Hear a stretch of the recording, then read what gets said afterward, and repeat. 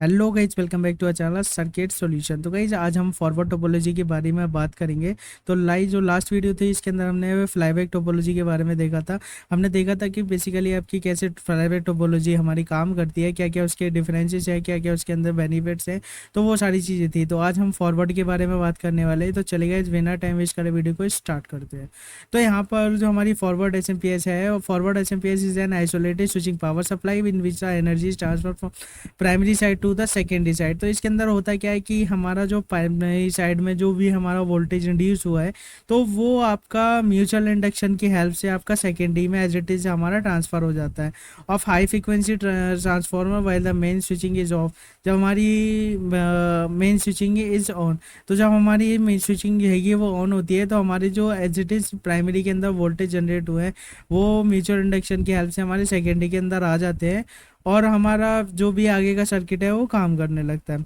Forward converters, तो guys एक बार इसको देख लेते हैं। Isolated transfer energy directly through the transformer during the switching is on time. तो वही है कि हमारा प्राइमरी से सेकेंडरी की तरफ वोल्टेज हमारी सप्लाई को भेजता है वह जब हमारा स्विचिंग सर्किट जो हैगा वो ऑन हैगा। Suitable for the medium power application, typically 100 वाट और द सेवरल 100 वाट्स। तो इसके अंदर क्या है कि हमारा जो आप कह सकते हो मीडियम पावर सप्लाईज की लेवल पर हम इसको यूज़ कर सकते हैं। बेसिकली ये आपकी हाई लेवल के लिए यूज़ नहीं करी जाती है। फॉरवर्ड जो है कि आपकी मीडियम रेट जिस तक के एस के अंदर और मतलब आप कह सकते हो लो पावर के अंदर ही बेसिकली इनका यूज़ रहता है ज़्यादातर। Use an output indicator storage in and maintain the continuity output continuous output current. तो कहीं इसके अंदर हमारा जो वही आएगा कि जो हमारा एनर्जी आएगी वो प्राइमरी में जैसे ही स्टोर होती है देन हमारी सेकेंडरी में उसके एज इट इज ट्रांसफर हो जाती है। तो requires transformer reset mechanism prevent the core saturation. तो इसके अंदर एक रीसेट मैकेनिज्म होता है, तो वो हम ये देखेंगे जो बेसिकली हमारी टर्जनी वाइंडिंग भी कह सकते हो आप उसको बोलते हैं और रीसेट वाइंडिंग भी उसको बोलते हैं। तो common in and industrial power supplies, battery chargers, telecom और ऑक्सिलरी पावर सप्लाईज के अंदर इसका बेसिकली आपका यूज़ करा जाता है। तो एक बार इसका सर्किट डायग्राम देख लेते हैं। तो सर्किट डायग्राम में कि तो हमारा क्या आएगा कि यहाँ पर वो आपका ट्रांसफार्मर बना है और दो हमारे यहाँ पर डायोड यूज़ करे गए हैं। तो अब होता क्या है, जैसे हमारी यहाँ पर आप सपोज कर लीजिए कि यहाँ से हमारा जो कैपेसिटर रहेगा या फिर आपकी जो सप्लाई हैगी 300 वोल्ट वाले जो 350 जो हमारे 450 वोल्ट वाले यहाँ पर कैपेसिटर यूज़ होते हैं, तो यहाँ पर नियर अबाउट हमारे 300 वोल्ट यहाँ पर आते हैं। तो यहाँ पर जो हमारा पॉजिटिव रहेगा, जैसे ही हमारा अभी क्या है यहाँ पर जो स्विचिंग हैगी वो सपोज कर लेते हैं ऑन कंडीशन में है। तो ऑन कंडीशन में होने की वजह से क्या होगा कि यहाँ पर पॉजिटिव यहाँ पर पोलैरिटी का करंट आएगा और यहाँ पर निगेटिव आएगा। तो पॉजिटिव निगेटिव तो क्या होगा कि इसके अंदर हमारे वोल्टेज इंड्यूस होना स्टार्ट होंगे। तो वोल्टेज इंड्यूस होना स्टार्ट होंगे, हमारा अभी ऑन कंडीशन वाली साइकिल आएगी तो हमारे एज इट इज सेकेंडरी के अंदर भी हमारे वोल्टेज इंड्यूस होंगे। तो यहाँ पर हमारा जो D1 आएगा, D1 यहाँ पर या फॉरवर्डाइज हो गया, तो हमारा जो करंट आएगा वो L के अंदर हमारा जो इंडक्टर ये लगा हुआ है इसके अंदर हमारा फ्लो होना स्टार्ट हो जाएगा और एज इट इज हमारा लोड पर भी चला जाएगा। तो इसका जो आप कह सकते हो यहाँ पर तो हमारा क्या है, ये जो इसका मेन हमारा डिफरेंस हैगा फ्लाईबैक और फॉरवर्ड के अंदर सबसे बड़ा यही होता है। जो ये वाली जो प्राइमरी वाइंडिंग और ये सेकेंडरी वाइंडिंग है कि ये इसके अंदर सेम रहती है। जो हमारा फ्लाईबैक आएगा उसके अंदर क्या होता है कि ये वाली जो वाइंडिंग है कि इसका डिफरेंस रहता है। यहाँ पर अगर यहाँ पर पॉजिटिव यहाँ पर वोल्टेज आएगा तो यहाँ पर उसका निगेटिव होता है। तो बस यही सबसे बड़ा इसके अंदर डिफरेंस रहता है हमारा प्राइमरी, यही हमारा डिफरेंस रहता है हमारा आपका फ्लाईबैक और फॉरवर्ड के अंदर। तो अब पॉजिटिव साइकिल तो हमने देख ली यहाँ पर, अगर हमारा यहाँ पर पॉजिटिव है और यहाँ पर भी पॉजिटिव होगा और अगर हमारा यहाँ पर निगेटिव है तो यहाँ पर भी हमारा निगेटिव होगा। तो एज इट इज़ यहाँ पर ट्रांसफ़र हो जाएगा हमारा वोल्टेज और हमारा डायोड जो हैगा वो उसको रेक्टिफाई करके हमारा आउटपुट में लोड को दे देगा। अब गाइज इसका ट्विस्ट स्टार्ट होता है जब हमारा ये ऑफ कंडीशन में आता है। तो ये हमारा जो स्विचिंग सर्किट आएगा या फिर आप मॉसफेट कह सकते हो, ये हमारा ऑफ कंडीशन में जैसे ही आता है तो हमारे यहाँ पर इसके अंदर तो अब मैग्नेटिक फील्ड स्टोर हो गई है, क्योंकि ये हमारा मैग्नेटाइज हो चुका है। तो इसके अंदर क्या होगा कि मैग्नेटिक फील्ड लाइन इसकी कोलैप्स करेगी। तो जैसे इसकी मैग्नेटिक फील्ड लाइंस कोलैप्स करेगी यहाँ पर ये ऑफ साइड ड्यूटी साइकिल आने पर, तो हमारा यहाँ पर एक रिवर्स ये वोल्टेज यहाँ पर जनरेट होगा, जिसकी पोलैरिटी जो होगी वो रिवर्स में होगी। तो पहले हमारा यहाँ पॉजिटिव था और नेगेटिव था, अब यहाँ पर नेगेटिव है पॉजिटिव है। तो यहाँ पर नेगेटिव होने की वजह से क्या होगा गाइस कि जो हमारा यहाँ पर भी नेगेटिव होगा, तो यहाँ पर जो हमारा करंट आएगा वो नेगेटिव साइकिल में हमारा फ्लो नहीं करेगा, यहाँ पर ये रिवर्स वाइज हो जाएगा। तो उस कंडीशन में क्या होगा कि हमारी एक साइकिल का जो ड्यूटी साइकिल का जो करंट आएगा वो यहाँ पर वेस्ट हो जाएगा। लेकिन गाइस अभी होगा क्या कि यहाँ पर जो ये हमारा मॉसफेट लगा है इसके ऊपर भी आपका एक स्टेज यहाँ पर आने वाला है, क्योंकि यहाँ पर ये पॉजिटिव हो गया, यहाँ पर नेगेटिव होता है, यहाँ पर पॉजिटिव हो गया, तो यहाँ पर ये इसके ऊपर एक भी एक स्टेज आएगा। दूसरा क्या है कि यहाँ पर एक रिफ्लेक्टेड लोड करंट भी आएगा, जिसके जो हमारा सेकेंडरी आएगा इसके अंदर जो वोल्टेज इंड्यूस हुआ था जब ये पॉजिटिव और नेगेटिव थे, तो उसकी वजह से यहाँ पर भी एक रिफ्लेक्टिंग आपका यहाँ पर करंट फ्लो होने वाला है। तो वो भी हमारा इस स्विचिंग सर्किट पे भी स्टेज प्रोड्यूस करेगा। तो स्टेज प्रोड्यूस हमारा जो स्विचिंग डिवाइस हैगा उस पर ज़्यादा स्टेज प्रोड्यूस ना हो, तो उसके लिए हम यहाँ पर एक टर्सरी वाइंडिंग यूज़ करते हैं, जो बेसिकली इसको रीसेट वाइंडिंग भी बोलते हैं कुछ पर्सन्स। तो ये आपका करती क्या है कि यहाँ से जो भी हमारा पहले तो हमारा यहाँ पॉजिटिव था और नेगेटिव था, अब यहाँ पर नेगेटिव हो गया, यहाँ पॉजिटिव हो गया।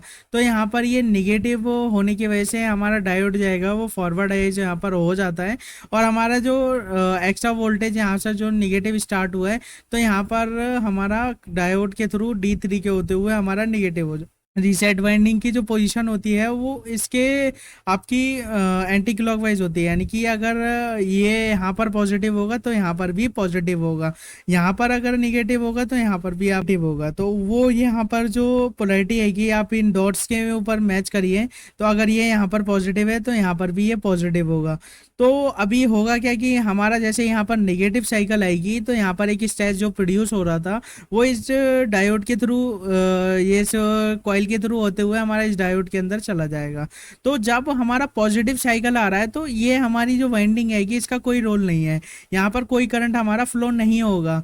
तो हमारा जब यहाँ पर जी हमारा स्विचिंग डिवाइस जो हैगा वो यहाँ पर हमारा ऑफ होता है, तब हमारा इसका रोल आता है ताकि इसके ऊपर जो हमारा स्ट्रेस आएगा यानी कि बहुत ज़्यादा लोड इसके ऊपर ना डले, क्योंकि अगर हम इसमें पॉजिटिव दे देंगे तो यहाँ पर बहुत ज़्यादा लोड बैक करंट इसके अंदर चला जाएगा, जिससे हमारा ये स्विचिंग डिवाइस जो हैगी वो ख़राब हो सकता है।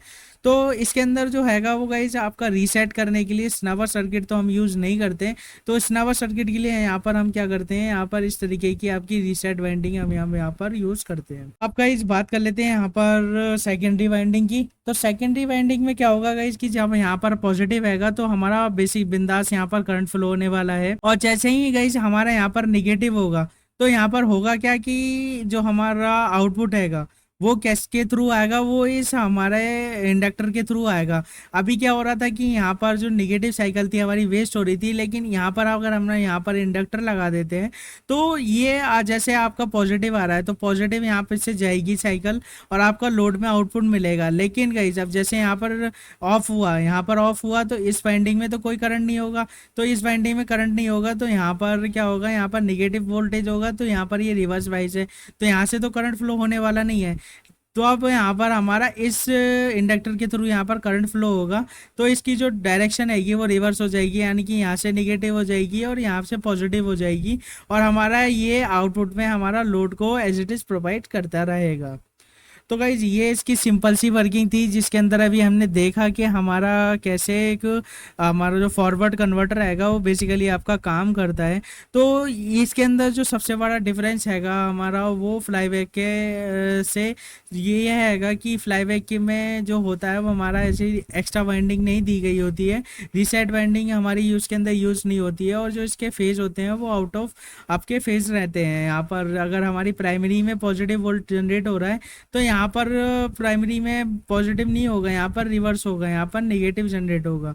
तो इसका जो डिफरेंस हैगा वो आपका फ्लाईबैक के अंदर रहता है, और इसके अंदर हमारा कोई डिफरेंस नहीं हो जाता। हमारे जो प्राइमरी में पॉजिटिव वोल्टेज जनरेट हुए हैं तो वो हमारे एज इट इज सेकेंडरी के अंदर हमारे जनरेट होते हैं। तो ये इसका गाइस सर्किट डायग्राम था। अब बात कर लेते हैं एक बार डिफरेंस की। तो difference between the flyback and forward topologies. तो फ्लाईबैक के अंदर क्या होता है इसकी हमारी जो store energy in the transformer magnetic एक फील्ड, तो इसके अंदर होता है कि हमारा जब पॉजिटिव साइकिल आता है तो हमारी जो सेकेंडरी में आएगा वो आउटपुट में करंट फ्लो नहीं करता हमारा। जब हमारी साइकिल ये ऑफ हो जाती है तब हमारा करंट यहाँ पर फ्लो करता है। इसके अंदर क्या होता है कि transfer energy through the transformer directly, इसके अंदर स्टोर होती है पहले एनर्जी, फिर हमारी आउटपुट में जाती है और इसके अंदर डायरेक्टली आपकी फ्लो होने लगती है। Energy transfer mainly when the switch is of. ये हैगा कि इसके अंदर एनर्जी ट्रांसफर जब होती है जब हमारी स्विच ऑफ होती है, और इसके अंदर तब होती है जब हमारी स्विच ऑन होता है। Transfer act as an coupled inductor. तो इसके अंदर ट्रांसफॉर्मर आप कह सकते हो एक जगह कपल्ड इंडक्टर आपका रहता है। Transformer mainly act as an energy transfer element.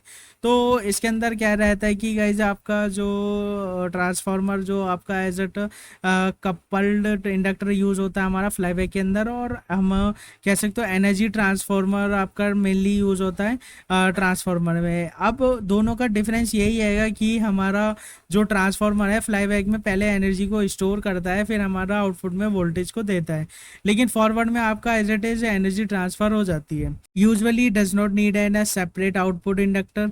तो इसके अंदर हमारा जो इंडक्टर रहेगा आउटपुट में बेसिकली आपका नहीं यूज़ होता ये, और इसके अंदर हमारी नीड भी नहीं होती, लेकिन इसके अंदर हमें यूज़ करना पड़ता है अगर हमें उसकी इफ़िशियंसी को बढ़ाना है और आपका प्रॉपरली आउटपुट में हमारा वोल्टेज को स्टेबल रखना है।